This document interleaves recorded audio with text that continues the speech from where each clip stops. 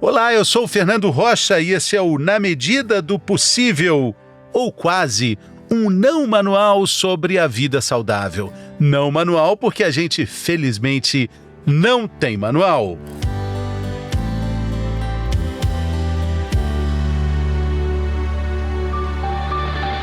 O segredo de uma vida saudável e plena passa pelo cuidado com nossas bactérias.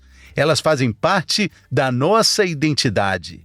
Elas nos tornam únicos. Na verdade, as bactérias são a razão da nossa existência.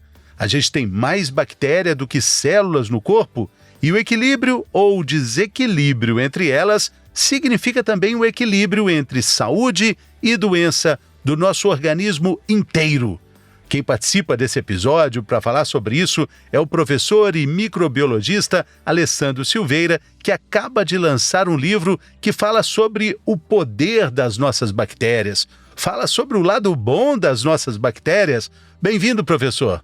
Muito obrigado pelo convite, Fernando. É verdade, a gente está acostumado a falar das bactérias pelo lado ruim, aquele que elas causam doenças, mas a gente sabe que menos de 1% das bactérias estão associadas com doença. E as bactérias, de uma maneira geral, fazem parte da nossa vida, seja compondo o nosso organismo, porque a gente, como você mesmo falou, nós temos mais células bacterianas do que células próprias, mas também de vários componentes, como, por exemplo, da nossa alimentação, e vários produtos, como produtos usados em medicina, como produtos de biotecnologia, como hoje a produção de insulina, por exemplo, pode ser realizada através de bactérias, e produtos alimentares também, né? Os queijos, os produtos fermentados, são todos oriundos de processos metabólicos bacterianos. Bom, se a gente sabe isso tudo, né? A gente, na verdade, no seu livro, você fala que a gente, na verdade, é só um lugar onde vivem as bactérias, né? A gente acha que é muita coisa. Não, nós estamos aqui cuidando das nossas bactérias. A importância é fantástica, mas por que tanto tempo a gente passou quase que demonizando as bactérias? Seria o livro, nesse título aí, uma correção de um erro histórico, de achar que só existia esse lado ruim? Quando é que a ciência muda esse jogo, professor? Sim, é verdade, né? Porque o que acontece é que a nossa capacidade tecnológica estava bastante limitada para conhecimento de todas essas bactérias. A partir do projeto Genoma Humano, no qual o sequenciamento genético ele se tornou mais acessível, primeiro do nosso código genético e depois do nosso microbioma, a gente começou a entender um pouquinho melhor quais são essas bactérias e qual é o papel delas na nossa saúde. Mas cabe lembrar que em 1908, né, então há mais de 100 anos atrás, um cientista russo chamado Ilya Metchnikov, ele ganhou o prêmio Nobel descrevendo o que depois foram considerados probióticos, né, porque ele percebeu que pessoas que consumiam, que ele chamou de leite azedo, elas viviam mais e melhor, né? Esse leite azedo era o leite com fermentação bacteriana. Então, essa procura pelos micro-organismos, ela já existe, só que com o avanço da tecnologia, principalmente do sequenciamento, a gente começou a conhecer melhor. E sem dúvida nenhuma, essa ciência, né, que é a microbiômica, ela está crescendo muito, e cada ano que passa a gente está conseguindo mais informações de relevância científica, mostrando o quão importantes essas bactérias são para a nossa saúde. Para todo o funcionamento, né? A gente vai tentar falar aqui sobre todas essas questões aí ligadas ao emagrecimento, ligada à questão de saúde mental também, a saúde do intestino, não é, professor? Sim, hoje a gente tem, principalmente, né, quando fala de micro-organismos, o nosso intestino é o principal órgão, né, que vai hospedar esses micro-organismos. Então a gente tem em torno aí aproximadamente 100 trilhões de micro-organismos no nosso intestino. E esses micro-organismos vão modular a nossa função intestinal, e o nosso intestino ele é fundamental para a nossa imunidade. Então a gente sabe que 80% da nossa resposta imune está focada no intestino. O intestino, obviamente, né, tem a sua função digestiva e absortiva, que as bactérias também vão contribuir, mas também a produção, né, como você falou, de neurotransmissores que vão contribuir para a nossa saúde mental. Então a gente fala de importância digestiva, de importância da imunidade, importância neurológica.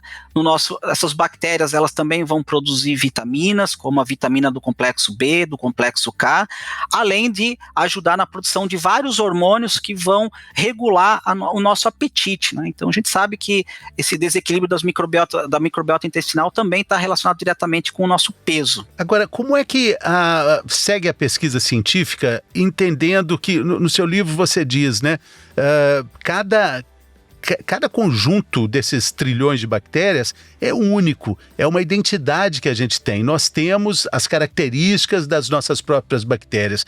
E como é que a gente pode estudar o tratamento para a saudabilidade dessas bactérias? Como é que a gente pode generalizar a forma de cuidar melhor dessas bactérias, sendo que cada indivíduo tem suas particularidades? Sim, é bem interessante isso que você está comentando, porque se a gente imaginar o nosso organismo, né, do ponto de vista genético, nós temos aproximadamente 23 mil genes, né? Isso é muito pouco, porque algumas larvas e moscas têm muito mais do que isso. Quando a gente fala de genes microbianos, né, a gente tem 23 mil genes próprios. Quando a gente fala dos genes das bactérias, a gente pode chegar até 10 milhões. Isso faz com que nós todos, seres humanos, temos um código genético muito parecido, mas o nosso microbioma é completamente diferente, porque esse microbioma começa a ser formado no nosso nascimento. A gente nasce de parto normal ou de cesariana, e a partir das nossas escolhas diárias, ou seja, principalmente, né, o principal modulador do nosso microbioma é a nossa alimentação, mas a gente pode passar pelo nosso sono, a quantidade, a qualidade do sono, a prática de alguma atividade física, a maneira como a gente reage com os nossos problemas diários, né, como a gente vai modular o nosso estresse. Também o que a gente utiliza de medicamentos, é muito importante, os medicamentos acabam comprometendo esse nosso microbioma. Então todos esses são componentes que a gente chama de ambientais, que vão fazer com que o nosso microbioma esteja sendo modificado diariamente, baseado única e exclusivamente nas nossas escolhas. Sim. Isso é interessante porque isso acaba empoderando as pessoas da sua saúde, porque o nosso código genético, ele é imutável. Então a informação genética que a gente recebeu dos nossos pais, a gente não consegue modificar ainda. Mas a maneira como esses genes são expressos, sim, a gente pode modificar, que é o que a gente chama de epigenética, principalmente com o que a gente faz no dia a dia na nossa vida. E as bactérias são importantes componentes dessa epigenética. Elas ajudam a silenciar os genes ruins e expressar os genes bons. Isso faz com que a gente tenha uma melhor qualidade de vida, saúde mental e também longevidade. A gente fala, né, que existe um equilíbrio necessário para que essas bactérias boas e ruins fiquem em paz. Quais são os sinais que o nosso organismo dá de que está tendo um desequilíbrio, que a guerra está sendo vencida por um dos lados? Porque também só as boas vencendo não é uma coisa legal, né? Sim, no nosso intestino, no nosso corpo, de uma maneira geral, a gente vai essas bactérias, elas vão estar sempre travando batalhas, né? Entre elas e também com o nosso sistema imune. E o importante é que haja um equilíbrio. O que acontece, né? Por exemplo, uma pessoa que tem uma disbiose, um desequilíbrio da microbiota intestinal, ela vai ter sintomas, primeiro, intestinais, aquela pessoa que tem muita distensão abdominal, né? Então ela reclama que de manhã ela tá magrinha, à tarde ela parece que ela tá mais gorda, ela se sente mais inchada, ela tem flatulência, ela tem desconforto gástrico intestinal, então ela muitas vezes não tem uma evacuação constante, ela alterna períodos de constipação e diarreia. E também as manifestações sistêmicas, né? A qualidade da pele, do cabelo, ela sente muito cansada, dificuldade de manter o foco. Então são manifestações que muitas vezes a gente procura outras causas, mas a causa pode ser num desequilíbrio da microbiota intestinal e um funcionamento não adequado do nosso intestino.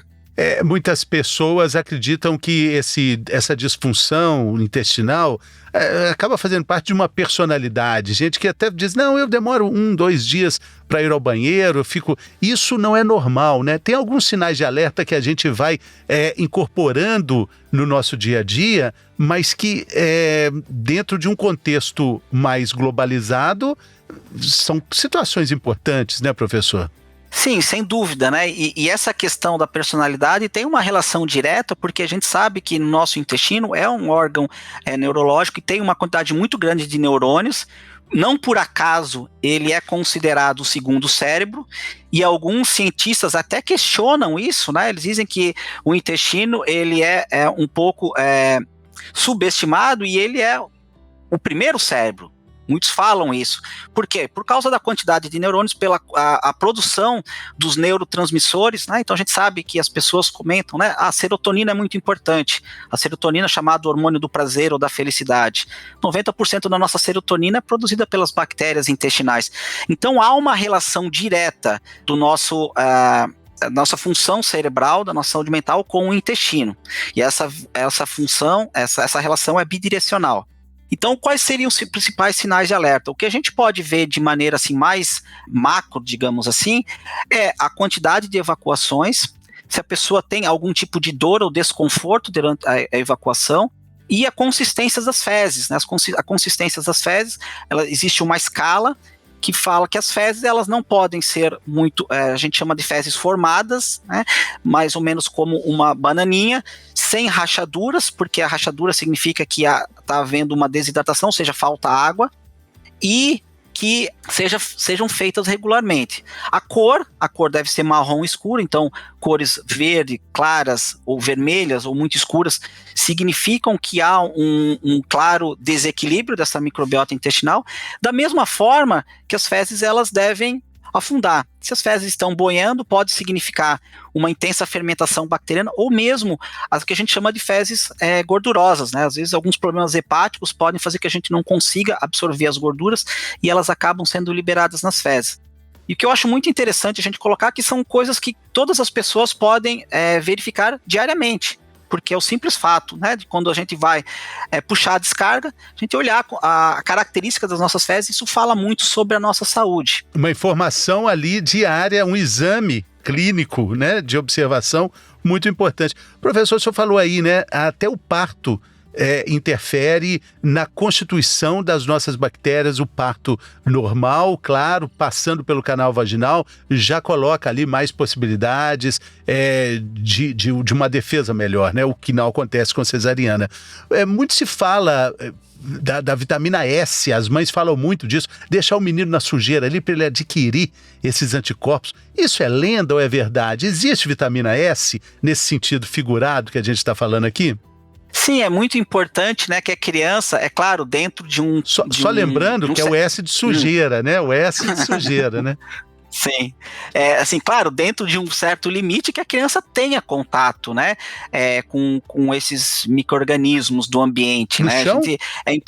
É importante a gente ver trabalhos mostrando como uma criança, que quando ela ganha um cachorrinho, como ela melhora a microbiota intestinal dela, porque ela acaba entrando em contato com bactérias, né, que ela não teria contato. É muito importante a criança brincar ao ar livre, grama, árvore, barro. Por quê? Porque isso são micro-organismos que ela vai entrar em contato e que são benéficos para a saúde, né? Essa teoria da higiene que existe, né, que não pode se sujar, não pode ter contato com a natureza, ou tentar evitar ao máximo, principalmente nessa época que a gente vive hoje, né, de preocupação com a Covid, claro, né, que é importante, mas é fundamental que a criança tenha o contato com esses micro-organismos, porque esses micro-organismos eles vão acabar modulando a resposta imune da criança, né, e o parto também é fundamental para que a criança possa entrar já no primeiro momento da vida com as bactérias da mucosa vaginal da mãe, que vão começar a colonizar a pele e depois o intestino e preparar esse intestino para receber o primeiro alimento, que deveria ser, sempre que possível, o leite materno. Você está falando também aí de escolhas, né, que a gente pode fazer para uma vida mais saudável. Qual é o papel do açúcar com relação às bactérias? Sim, o açúcar é um componente que as bactérias elas vão fermentar, é um componente metabólico, energético muito importante para essas bactérias. E o açúcar a gente sabe que ele tem uma propriedade que que é muito importante para o nosso organismo, mas que acaba viciando o organismo, né? Estudos mostram que o açúcar vicia mais do que a cocaína. E aquela questão que a gente sente aquela vontade, muitas vezes, né, algumas pessoas sentem a vontade incontrolável depois de uma refeição comer um chocolate ou comer algum doce, porque o nosso organismo, essas bactérias intestinais, elas estão querendo esse açúcar refinado, que é de mais fácil digestão, então elas já aguardam, e a gente tem muito isso no nosso organismo, muito do que a gente é resultado de uma química bacteriana que faz a gente ter algumas ações, né? Se a gente tem vontade de comer um doce, é porque essas bactérias estão ali, elas estão acostumadas, existe um hábito alimentar que elas querem receber esse açúcar, e esse açúcar vai logo para a nossa corrente sanguínea. Como é um açúcar altamente refinado, ele é rapidamente absorvido e vai para a corrente sanguínea. Então a gente tem essa sensação de prazer momentâneo.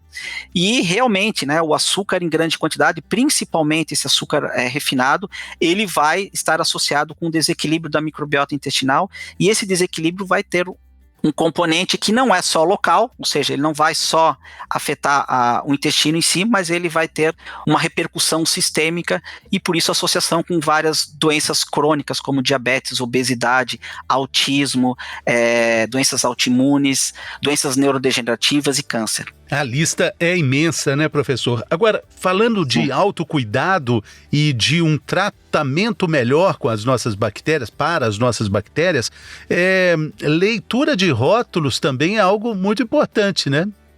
Entendimento, sim, porque o que a gente come, né, muitas vezes está adicionada de componentes químicos que têm por objetivo de aumentar ou a característica do produto do ponto de vista da sua aparência, ou do seu gosto, ou da sua longevidade.